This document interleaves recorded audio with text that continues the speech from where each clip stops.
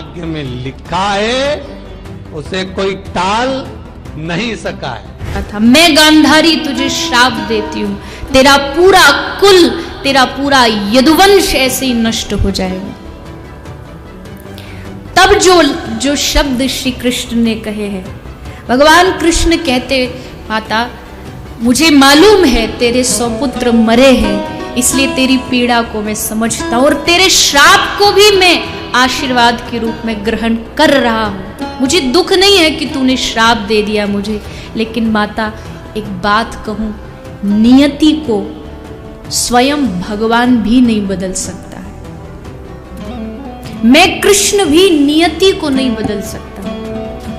नियति होनी थी, युद्ध होना था, उसका परिणाम ये आना था, क्योंकि कौरवों ने अपने कर्म का भुगतान किया है। जो मिलना है वो सब प्रारब्ध में लिखा है, इतना नहीं बात है, समझो। आप ऐसे हाथ रख करके बैठ जाओ तो आपको जो सुख मिलना है पूरे जीवन में वो आपको मिलता रहे। जैसे कोई भी नहीं चाहता दुख मिले, पर दुख मिलता है ना, कोई नहीं चाहता दुख मिले, लेकिन यथावत दुख मिलता है ना, जब जो मिलना हो प्रारब्ध में, ऐसे सुख भी मिल जाएगा। ये हुई पशुवत, ये हिसाब पशुवत है, पशुओं के साथ भी यही। देखिए, कर्मों के फल के संदर्भ में तो मैं पहले ये कहूँगा कि जो हम कर्म करते हैं उसका फल हमें तत्काल भी मिलता है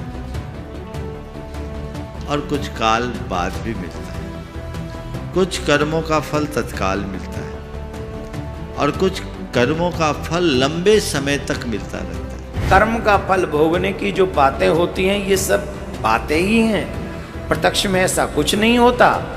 तो मेरे प्यारेओ, आपको एक बात समझनी चाहिए, आप जैसा कर्म करेंगे आपको हर हालत में उस कर्म का फल भोगना पड़ेगा।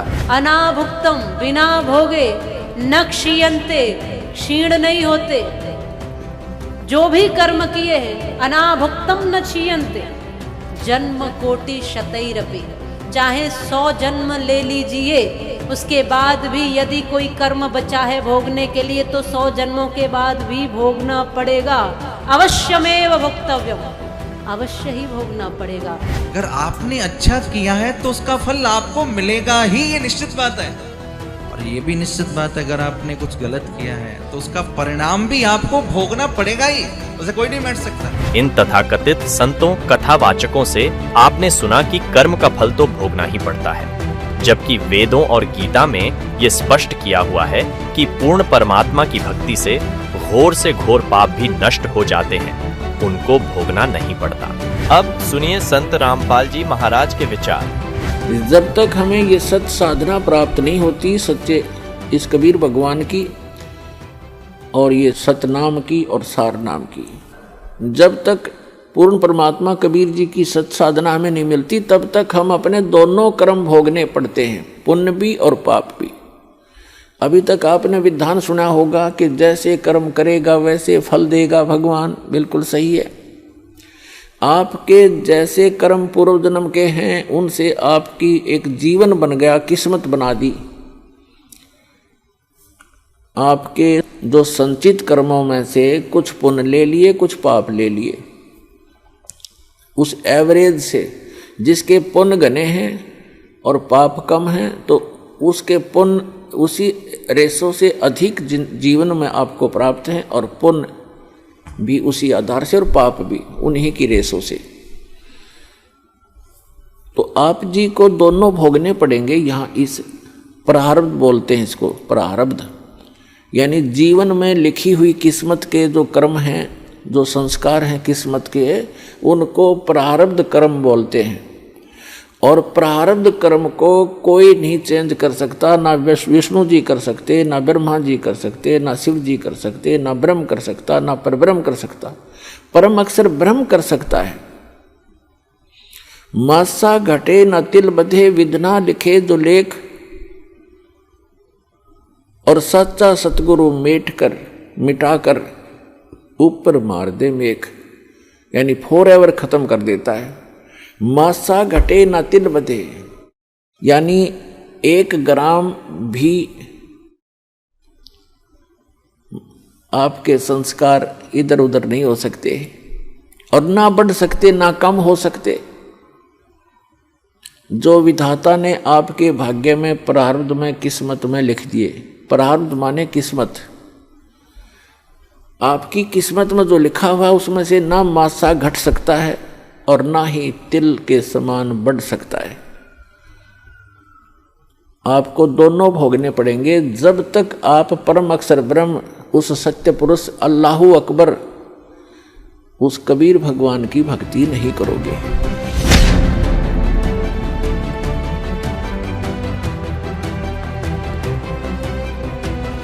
आत्माओं, वेद जो है भगवान की महिमा का एथेंटिक रिकॉर्ड है, उसमें परमात्मा की महिमा लिखी है और ये खुद मानते हैं कि जो वेद में लिखा है वो हमें स्वीकार्य है।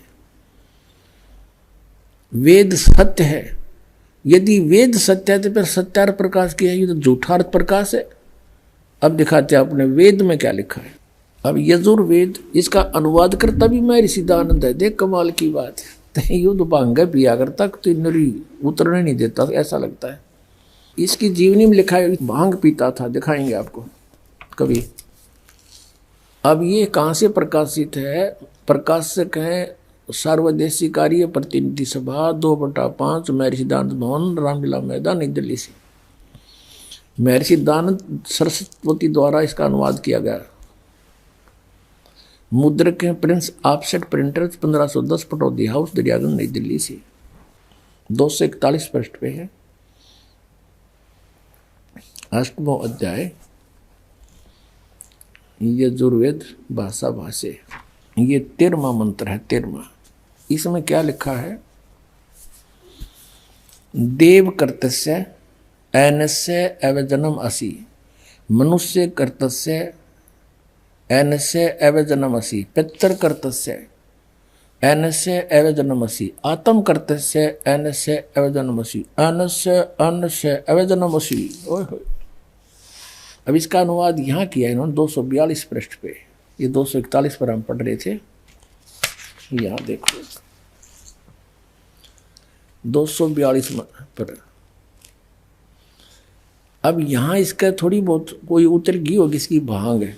इसने फिर यहाँ उलझाने की चेष्टा की है कि हे सबके उपकार करने वाले मित्र, आप दान देने वाले के ऐनस्य माने अपराध के, ऐनस्य अवजनम माने विनाश करने वाले हो, क्षमा करने वाले हो। अब यह मित्र लिख दिया। अब पढ़ने वाला ने सोचा चलो ये तो मित्र मित्र के बारे में कि तो भगवान का जिक्र है, नहीं छोड़ा इसने। अब इसी के कर कमलों से लिखा हुआ और दिखाते हैं सत्यार्थ प्रकाश में। ये देखिएगा, ये सत्यार्थ प्रकाश वही वेद, अब बाद में दिखाएंगे थोड़ा आपको पुनः। और ये कहाँ से प्रकाशित है? वैदिक यति मंडल वही है। और ये दान मठ गोहाना मार्ग से प्रिंटेड है, आचार्य प्रिंटिंग प्रेस रोहतक से, दान मठ गोहाना मार्ग रोहतक से। इसके प्रथम समोल्लास में और पृष्ठ नंबर 18 पे ये नीचे क्या कहता है कि जो सबसे स्नेह करे, सबको प्रीति करने योग्य है, वह परमेश्वर सबका सच्चा मित्र है। इससे परमेश्वर का नाम मित्र है। तो वहाँ मित्र की जगह हम परमेश्वर कहेंगे। बिल्कुल यहाँ है ही परमेश्वर की महिमा, वेद कोई मित्रा की थोड़ी है।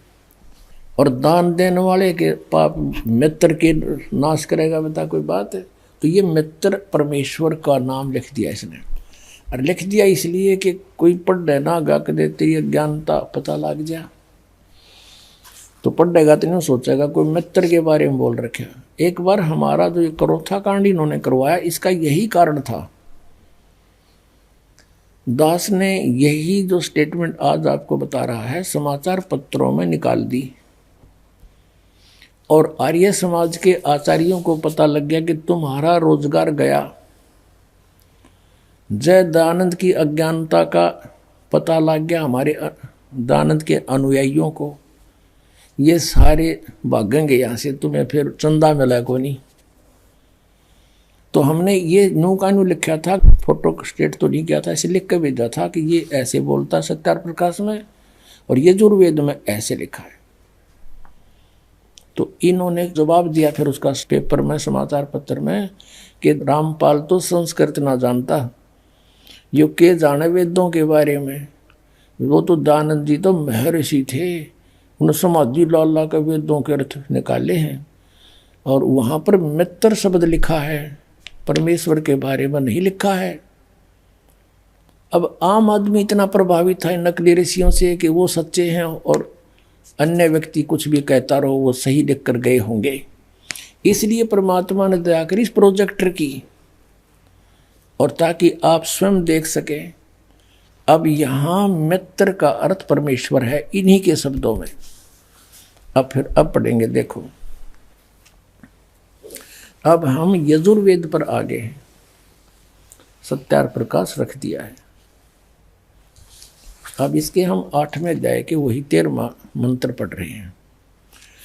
हे सब के उपकार करने वाले मित्र यानी परमेश्वर, आप देव कर्तस्य दान देने वाले के, एनस्य माने अपराध के, पाप के, एनस्य माने अपराध कहो चाहे पाप को, इसी के शब्दों में एनस्य माने पाप के, दूर करने वाले हो, नाश करने वाले हो, छुड़वाने वाले हो, क्षमा करने वाले हो, कुछ भी बोलो इन शब्दों को। एनस्य माने पाप के, एनस्य माने अपराध कहो चाहे पाप को, नाश करने वाले हो, दान देने वाले के, और मनुष्य कर्तस्य साधारण मनुष्य के किए हुए, एनस्य माने अपराध यानी पाप के विनाश करने वाले हो, और पितृ कर्तस्य पिता के किए हुए, एनस्य माने विरोधाचरण के, नहीं पाप के ही लिखना चाहिए इसलिए।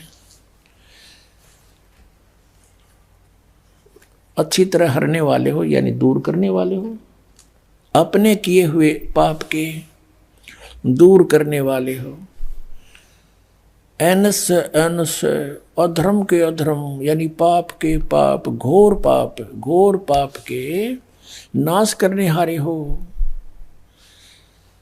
विद्वान यानी जानता हुआ मैं जो कुछ भी अधर्म आचरण किया करता हूँ वह करूँ, अनजान में जो कुछ भी किया करता हूँ वह करूँ, उस सब एनस्य माने पाप के दूर करने वाले हो। युद्ध परमात्मा के तनु का है वेद ज्ञान दाता कि वो परम अक्षर ब्रह्म है, वो घोर पाप का भी नाश कर देता है, घोर पाप के, और जो कुछ भी करता हूँ या करूँ उसको भी पाप नाश कर देता है।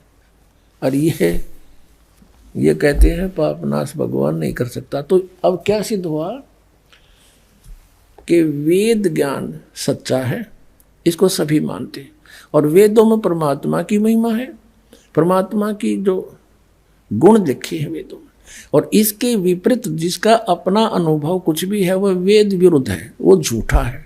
तो कहा है कि कोटों में दे कोई नहीं रहे झूमक रहा, अरबों में कोई गर्क सुनो रहे झूमक रहा। अरबों में, जैसे एक गांव में अगर 10,000 15,000 व्यक्ति रहते हैं, उसमें 5,000 ग्रुप आओगे। थोड़े बताऊं बल्कि ज़्यादा बेसिक हो जा।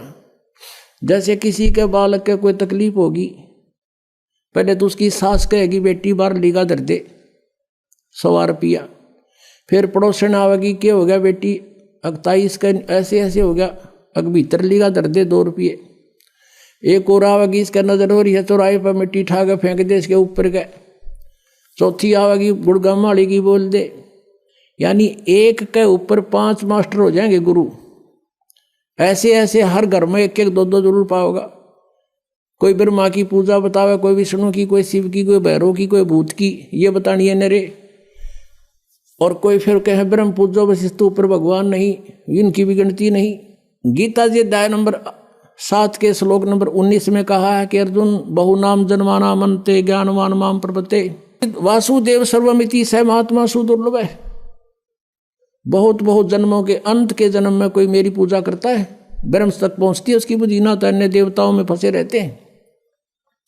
लेकिन ये बताने वाला कि वासुदेव सर्वमिति, वासुदेव यानी वो परमात्मा तत्परम, गीता जी अध्याय नंबर 18 के श्लोक नंबर 62 में कहा कि सर्वभाव से उसकी शरण में जा। कहते ऐसे बताने वाला कोई संत के वही पाप नाशक है, वही पूर्ण मोक्षदायक है, वही सारी सृष्टि का रचने वाला है। कहता ये बताने वाला साधु तो मुश्किल तो मिलेगा। तो उसी दृष्टिकोण से गरीबदास जी कह रहे हैं, कोटो मध्य कोई नहीं रह झूमक रहा, अरबों में कोई ग्रक सुनो रह झूमक रहा, तत्व भेद कोई ना कह रह झूमक रहा, ये पैसे ऊपर ना सुनो रह झूमक रहा। तो गरीबदास साहिब ने कहा था, भजन करो उस रब का जो दाता है कुल सभी का। ये है वो कुल का दाता, कबीर इज गॉड, और इसी की पूजा करो। बोलो सतगुरुदेव।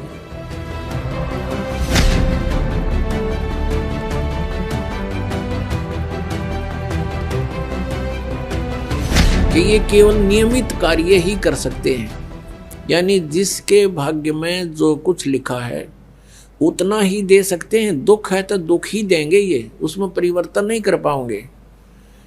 और सुख है आपके भाग्य में तो उसको भी यदि आप इनकी भक्ति करते हो तो निर्बाध दिला देंगे।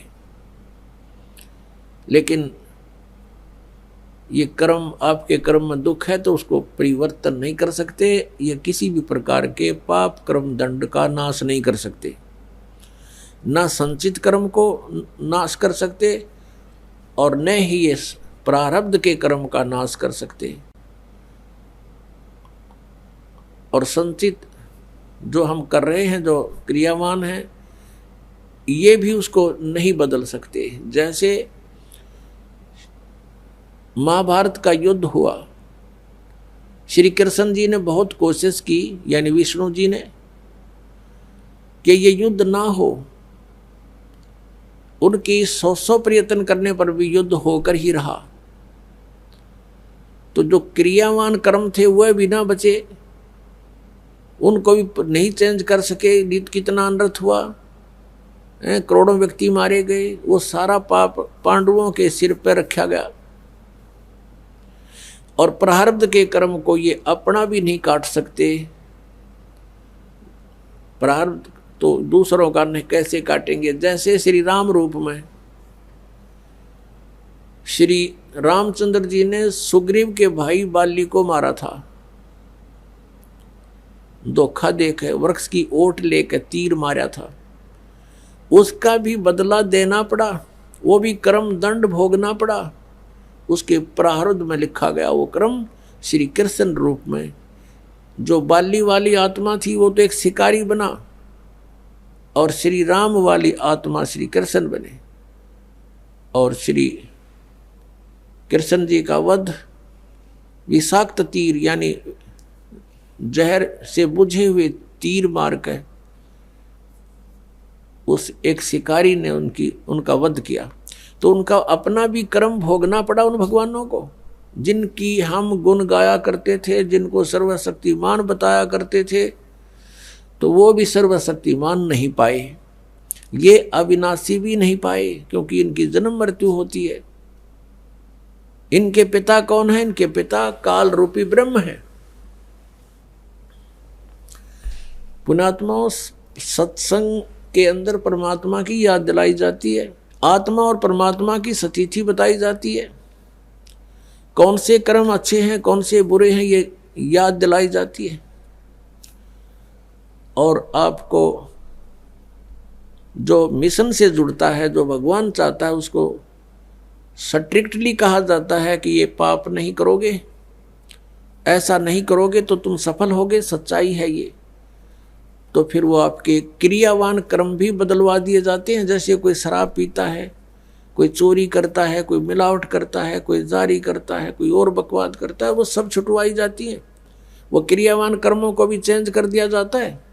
प्रारब्ध के अंदर आपकी किस्मत में कोई जबरदस्त दुख है, उसको भी परमात्मा हल्का करके नाश कर देते हैं।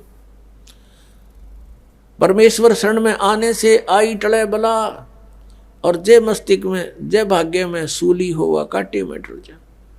यदि आपके भाग्य में कहीं मृत्यु दंड लिखा हो, कहते कांटा लाग के, मनमाने ठोकर लाग के, अंगूठा फूट के जीवन बच जा, इतना हल्का करके परमात्मा, वो कबीर परमेश्वर आपके प्रारब्ध में लिखे हुए पाप कर्म का विनाश कर देते हैं। और संचित जो कर्म आपके वहाँ रखे हैं डिपॉजिट, उसका भी नाश कर देते हैं क्या बताते हैं परमेश्वर अपनी महिमा? आप ही बताओ आकर के। जब ही सतनाम हृदय धरो, भयो पाप को नाश, जैसे चिंगारी अग्नि की भाई पड़े पुराने घास। हमारे संचित कर्मों का ढेर लगा पड़ा है। हम आप जी को अब मिली है सत साधना, जो सच्ची साधना करनी चाहिए थी। इस सत साधना को ना करके हम जितने भी क्रियाएं करते थे वो शास्त्र विधि को त्याग कर मनमाना आचरण था, वो भगवान के विधान के विपरीत था।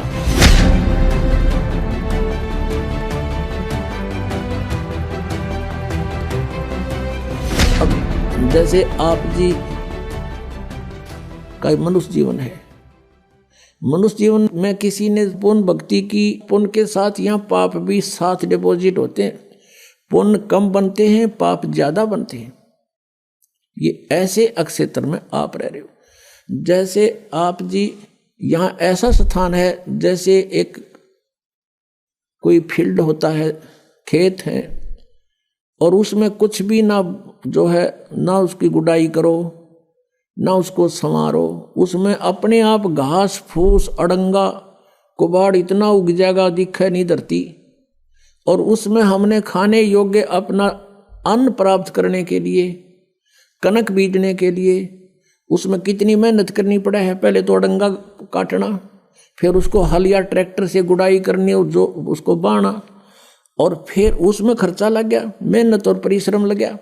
और फिर उसमें खाद बीज डाला वो भी पैसे से, खाद डाला वो भी बोल, फिर सिंचाई करी उसका भी टैक्स, यानी इतना कुछ खर्चा करके जब वो 2 दाने प्राप्त हुए और वो घास आप पर जाम गया, उसमें डंगा जिसकी कति आवश्यकता नहीं थी। तो ये ऐसा क्षेत्र है जहां हम रह रहे हैं। परमात्मा कहते हैं पृथ्वी ऊपर पगजो धारे और करोड़ जीव एक दिन में मारे, हरी भांति पृथ्वी के रंगा, अंत कोट जीव उड़े पतंगा, जो चौका तुम देवो नेता, सत्य ब्राह्मण की है हत्या। ब्राह्मण सेंस हत्या जो हुई, जल स्नान कर तो सोई, खान पान में दमन प्राणी, और कैसे पाओ तुम मोक्ष निशानी। कि एक तरफ तुम पुण्य कर रहे हो, इसके पैरेलल आपके पाप भी हो रहे हैं, और आप जी को दोनों का ही भोग प्राप्त होगा। आपके पुण्य अलग से लिखे जाते हैं और पाप अलग से लिखे जाते हैं। आप पुण्य के आधार से स्वर्ग गए,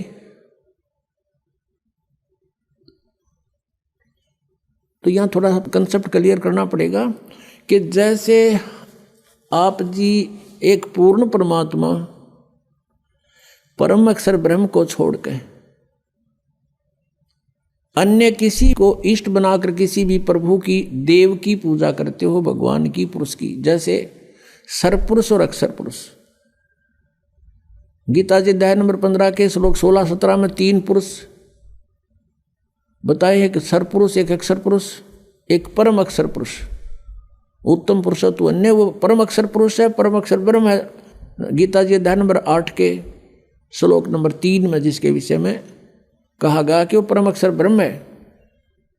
अर्जुन ने जब गीता जी अध्याय नंबर 8 के श्लोक नंबर 1 में प्रश्न किया था, उसका उत्तर 8 के 3 में दिया। तो ये 3 पुरुष हैं, सरपुरुष भी नाशवान, अक्षर पुरुष भी नाशवान, केवल परम अक्षर पुरुष, परम अक्षर ब्रह्म, ये अविनाशी परमात्मा है। आज का जो सत्संग का विषय है, भजन करो उस सर्वदा जो दाता है कुल सबका। अब ये कंसेप्ट क्लियर करने के लिए सारा कुछ इतिहास जीवनी सुनाई जा रही है। अब सरपुरुष भी नाशवान, अक्षर पुरुष की भी क्लियर स्थिति है कि ये भी अविनाशी नहीं, बेशक नाम इसका अक्षर पुरुष है, और वो परमात्मा तो अन्य ही है। गीता जी अध्याय नंबर 15 के श्लोक 17 में उसकी भक्ति करने से उस परमेश्वर के नाम में इतनी शक्ति है, उस सत्य नाम में, सच्चे नाम में जो 2 अक्षर का होता है, कि हमारे सभी पापों का वो नाश कर देती है। और अन्य भगवान से श्री विष्णु जी, श्री ब्रह्मा जी, श्री शिव जी, और चाहे ब्रह्म सरपुरुष और अक्षर पुरुष, ब्रह्म और ये परब्रह्म कहते हैं अक्षर पुरुष को, इनकी भक्ति से पाप नाश नहीं हो सकते। वर्क डन सभी को मिलेगा, जो किया है वो फल अवश्य प्राप्त होगा, पाप भी मिलेगा, पुण्य भी मिलेगा। इसलिए उन भगवानों की भक्ति से जीव सुखी नहीं हो सकता, क्योंकि अगर पुण्य के कारण कहीं स्वर्ग में 2 घंटे रुक आए तो बाकी 20 घंटे उन पापों को भोगना पड़ेगा। इतने अत्यधिक पाप बनते हैं। पुण्य तो करने से बनते हैं और पाप अपने आप बनते हैं यहां पर। अब प्रसंग क्या है, अब कारण क्या है कि जैसे किसी ने लाइसेंस बनवा रखा है, ड्राइविंग लाइसेंस यानी गाड़ी चालक का लाइसेंस बनवा रखा है, सर्टिफिकेट, तो वो गाड़ी चलाता है, यदि उससे दुर्घटना हो जाती है तो वो 90% बरी है कि भी ये ट्रेंड आदमी है, ये अनजान नहीं था, इत्तेफाक से दुर्घटना होगी, किसी दूसरे की भी गलती से हो सकती है। तो इसलिए इसको निर्दोष साबित कर दिया जाता है। और जिसके पास लाइसेंस है, नहीं गाड़ी चला रहा है, उससे दुर्घटना हो जाती है तो सीधा अंदर जेल में होता है वो, उसका कोई विकल्प नहीं। उससे कोई मृत्यु हो जा गाड़ी के नीचे, उसका कोई विकल्प नहीं बचा होगा। तो ऐसे जो बगैर गुरु के यानी लाइसेंस बनवाए अधिकारी के बिना अधिकारी होते हैं, ये सभी नहीं होते। अब जैसे राजा परीक्षित को सर्प ने डसना था और बताया गया उसको कि किसी को गुरु बना और उससे श्रीमद् भागवत की कथा सुन। अब वहां पर उसके लेखक भी बैठे थे, व्यास जी, उसने भी गुरु बनने से इनकार कर दिया और पाठ कथा करने से भी इनकार कर दिया, क्योंकि वो अधिकारी नहीं थे और अधिकारी और 7वें दिन परिणाम आना था उसका। इसलिए सब पीछे को खिसक गए कि नहीं, हम गुरु पद योग्य नहीं है। तो कहाँ से? स्वर्ग से। और सुखदेव जी को बुलाया गया, वहाँ राजा परीक्षित ने उनको गुरु बनाया और फिर उन्हें 7 दिन कथा सुनाई। तो अनधिकारी से लिए हुए नाम से भी आपको कोई राहत नहीं मिलेगी, अधिकारी से लिए हुए नाम से भी आपको राहत मिल सकती है कि इच्छा कर मारे नहीं, बिन इच्छा मर जा। लेकिन आपके संचित कर्म बहुत होते हैं। अब इन भगवानों की साधना से, चाहे आपने गुरु बनाकर भी कर रखे हैं, तो भी आपके पाप डिपॉजिट अलग से होंगे ही होंगे। यहाँ का विधान है, जैसे कर्म करेगा वैसे फल मिलेंगे। केवल एक परमात्मा है, परम अक्षर ब्रह्म, उसकी भक्ति करने से और उसके अधिकारी संत से लाइसेंस बनवाने से यानी उपदेश ग्रहण करने से, दीक्षा लेने से आपके पाप नाश हो सकते हैं, और से नहीं। तो यहाँ प्रसंग है कि कहते हैं, जब ही सतनाम हृदय धरो भयो पाप को नाश। और जैसे चिंगारी अग्नि की भाई पड़े पुराने घास, करोड़ों टन सूखा घास फूस पड़ा हो और उसमें एक माचिस की सीख जला के लगा दे, सारे का नाश करके राख बना देती है। और चलती हवा उसको इधर उधर, आंधी तूफान उसको उठाकर फेंक देता कहीं का कहीं, वो अक्षेत्र क्लियर भी हो जाता है। ऐसे ही परमात्मा कहते हैं, जैसे सूरज के आगे बदरा ऐसे कर्म छयारे, और प्रेम की पवन करे चित मंजन झलके तेज नयारे। प्रेम की पवन चलेगी जब परमात्मा के मंत्र के साथ, वो तो फूंक देगा और फिर प्रेम की पवन और करे चित मंजन, भगवान में एक प्यार जागृत होगा, आंखों से आंसू चलेंगे। कहते फिर वो हवा फेंक देगी, उस सारी राख को भी कहीं की कहीं पटक देगी। अब ये क्लियर हुआ कि जो भगवान परमेश्वर कबीर जी की साधना करते हैं, उनके संचित कर्म भी और उनके प्रारब्ध के कर्म भी नाश होते हैं। लेकिन भगवान ब्रह्मा विष्णु शिव और ब्रह्म और सरपुरुष यानी ब्रह्म और परब्रह्म, अक्षर पुरुष तक, सरपुरुष और अक्षर पुरुष, इनकी भक्ति से ना तो प्रारब्ध में कोई परिवर्तन हो सकता और न ही आपके संचित कर्म का नाश हो सकता। क्रियामान कर्म ज्ञान से कुछ बचाव हो जाता है, संतों का संग करने से, ज्ञान के समझने से कुछ पापों से, क्रियामान पापों से बच सकते हैं। जो कर रहे हैं उनसे कुछ फर्क पड़ जाता है, लेकिन प्रारब्ध में कोई परिवर्तन नहीं होता। जैसे भगवान श्री विष्णु जी को श्राप दिया था नारद जी ने। नारद जी ने भगवान से विष्णु रूप मांगा था, हरि रूप विवाह कराने के लिए, और विष्णु जी ने उनको यानी भगवान ने उनके बंदर का मुंह लगा दिया। जब नारद जी को पता चला कि तेरे साथ शरारत कर दी विष्णु जी ने, उसको श्राप दे दिया कि आज तूने मेरे को बंदर का मुंह लगाया। एक औरत के लिए आज मैं व्याकुल था, एक पूरा जीवन तू अपनी पत्नी के वियोग में बितावेगा। उसका श्राप का फल भी भगवान विष्णु ने श्री रामचंद्र रूप में भोगना पड़ा। और जो मुंह तूने मेरे लगाया है, इस मुंह के जैसे व्यक्ति यानी जीव तेरी मदद करेंगे। बंदरों ने उनकी मदद की। और फिर श्री रामचंद्र जी रूप में यानी विष्णु जी ने जन्म लिया। वो सारा आपने सुन लिया कि उन्होंने किस किस प्रकार वो अपना जीवन व्यतीत किया। और जैसे ये भी आपने सुन लिया कि उन्होंने बाली को मारा था, वो उनके प्रारब्ध में लिख दिया गया, तो उसका बदला भी उन्होंने भोग कर ही पूरा करना पड़ा। वो उसको नाश नहीं कर सके, अपने प्रारब्ध के पाप कर्म को भी नाश नहीं कर सके, वो भी भोगना पड़ा। अब प्रसंग चल रहा है कि तुम कौन राम का जपते जापम और ताते कटे ना ये तीनों तापम। अब हमारे पापों का नाश, जैसे हम प्रतिदिन गीता जी अध्याय नंबर 18 के श्लोक 25 से लेकर और 31 तक ये वर्णन किया है कि अर्जुन, जैसे सभी कर्म भले ही उनमें पाप भी हो रहे हैं, वो त्यागे नहीं जा सकते। किस प्रकार, कौन से कर्म? जैसे खाना बनाते हैं, उसमें भी जीव हिंसा होती है। पोछा लगाते हैं, लीपते थे पहले मड प्लास्टर थे गाय के गोबर और मिट्टी से, उसमें भी जीव मरते हैं। खेती करते हैं किसान, उसमें भी खेती में भी जीव मरते हैं।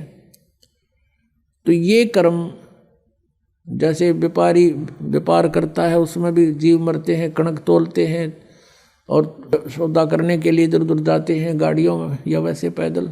तो ये कर्म त्यागे नहीं जा सकते, ये कर्म होंगे ही होंगे। अब कहने का भाव है, अब ये कर्म तो त्यागे नहीं जाएंगे और ये होंगे ही होंगे, और इनका भी पाप भी लगेगा। लेकिन जब हम पूर्ण परमात्मा से वो लाइसेंस बनवा लेंगे, यानी पूर्ण परमात्मा की शरण में, और उसके प्रतिनिधि से ड्राइविंग लाइसेंस अर्थात दीक्षा प्राप्त कर लेंगे, उसके बाद इन कर्मों का फल आपको भोगना नहीं पड़ेगा। उसमें परमात्मा ने बताया है कि इच्छा कर मारे नहीं और बिन इच्छा मर जा, कहे कबीर दास का फिर पाप नहीं लगा। हम अपने उद्देश्य को लेकर के सफर कर रहे हैं। जैसे किसान खेत में जाता है, फिर हल जोतता है, यदि उसके पास ये नाम नहीं है, ये सच्चा नाम नहीं है, तो उसकी कहते हैं एक हलाई में, एक हलाई ज़्यादा से ज़्यादा 30 फुट चौड़ी और 200 फुट लंबी ला लो, 40 फुट चौड़ा और 200 फुट लंबा, ये एक क्षेत्र, इतने टुकड़े में एक हलाई में हाड़ी को, किसान को इतने पाप हो जाते हैं जैसे 1000 कसाईयों को लगते हैं। अब वो पाप उसके बैंक अकाउंट में लिखे गए, फिर उसको पुण्य भी मिलता है किसान को। जैसे खेती बनी, उसमें से कनक झड़के जमीन पर गिरी, उसको जीव जंतु कुछ पक्षी खा रहे हैं, कुछ कीड़े मकोड़े उठा ले गए, बिलों में ले गए ठा के, तो उससे उसका पुण्य भी बना। वो तो पुण्य और पाप दोनों भोगे ही समाप्त होंगे, और फिर परमात्मा के नाम से हमें वो जो पाप हाली को नहीं लगेंगे, क्योंकि उसकी इच्छा वहां जीव मारना नहीं है। संत रामपाल जी महाराज ने अपने ग्रंथों से सिद्ध किया कि पूर्ण परमात्मा की भक्ति से प्रारब्ध कर्म नष्ट हो जाते हैं और पाप कर्म नष्ट होने के बाद ही जीव को मोक्ष की प्राप्ति हो सकती है।